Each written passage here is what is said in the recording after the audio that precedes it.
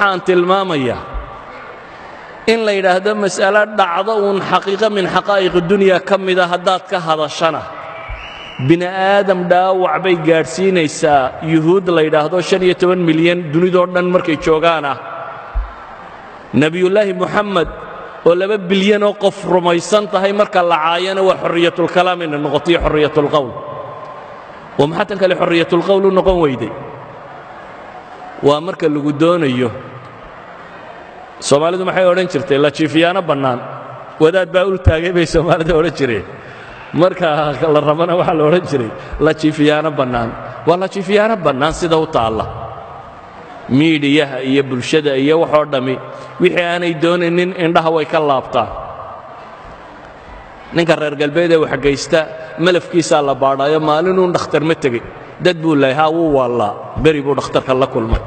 adiga ka waalani hadduu wax dilo waa muslim terrorist hadduu waalan uu ka soo baxo meesha uu ka soo baxo cidi faylkiisa dib uma eegto idan waa la jiifiyaana bannaan baynu leenahay laakiin taasi waxay isbedeli kartaa markaad adigu hadasho markaad adigu muctaqadkaaga iyo diintaada difaacato markaad adigu soo bandhigto nebi maxamed wuxuu ahaa calayhi salaatu wasalaam laakiin haddaad adba xishoonayso isleeday talow nebigii miyaadeed ma doodi karisee maxaad tidhaahdaa haddaanad adba nebigaagii garanaynin dee ma difaaci karaysid waa marka labaad haddaanu adiga qalbigaaga ku weynayn dee dadka kale wuu weynaa kama dhaadhicin karaysid hadduu adiga qalbigaaga ku weyn yahay gaalkan yare dhafoorrada xiirtay oo aad dhafoorrada ka daba xiiranayso oo gaalka surwaalka dabada dilaaciya waa qalbigaaga ku weyn yahay adna surwaalka dabada dilaacinayso laakiin haddaad cumaamad ama koofiyad xidhato nebi armaad u ekaataabaad sileeday yaan dadku ku garanin saxinka maaha yaa dadku ku garanin koofiyadya idan hadduu agtaada ku weynaan waayo adigu waxaad rumaysnayd adigu diinkaagii iyo waxaad rumaysnayd hadduu agtaada ku weynaan waayo dadka kale agtooda nebi maxamed ha ku weynaado suurtagal maaha markaynu innagu nebi maxamed weynayno calayhi salaatu wasalaam ayaa dadka kalena weynaynaya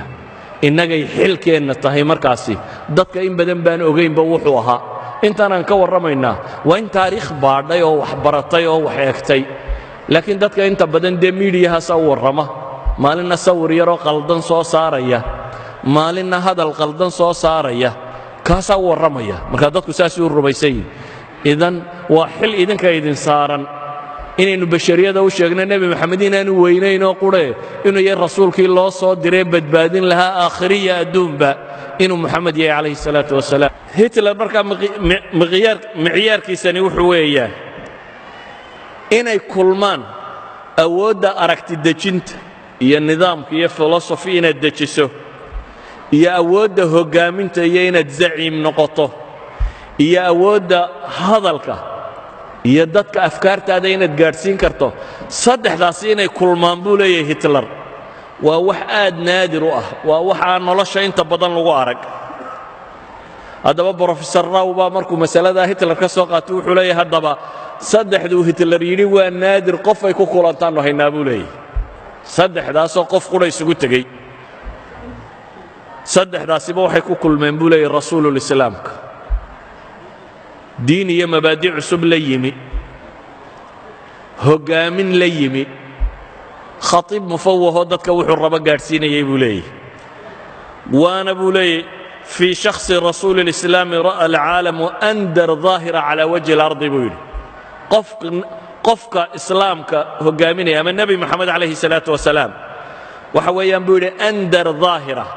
waa muuqaalka ugu dhif iyo naadirsan ee dhulka korkiisa lagu arkay ee dhiig iyo laf ka samaysan buu leeyahay saddexdaas shay wada wata yacni filosofkani wuxuu leeyahay qof dhiig iyo laf ka samaysan oo bini aadamah oo saddexdaas shay isku wata moxamed baannu aragnay buu leeyahay calayhi salaatu wasalaam walidaalika ba wuxuu tilmaamayaa buuggaygan markaan qorayo buu yidhi waxa igu adkaatay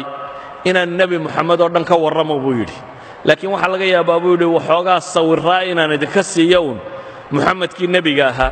moxamedkii dagaalyahanka ahaa muxamedkii rajululacmaalka businessmanka ahaa muxamedkii rajulu siyaasiga ahaa muxamedkii khatiibka ahaa muxamedkii muslix ijtimaaciga ahaa muxamedkii agoontu ay ku soo hoyan jirtay muxamedkii addoommaha xorayn jiray muxamedkii dumarka xoreeyey muxamedkii qaadiga noqday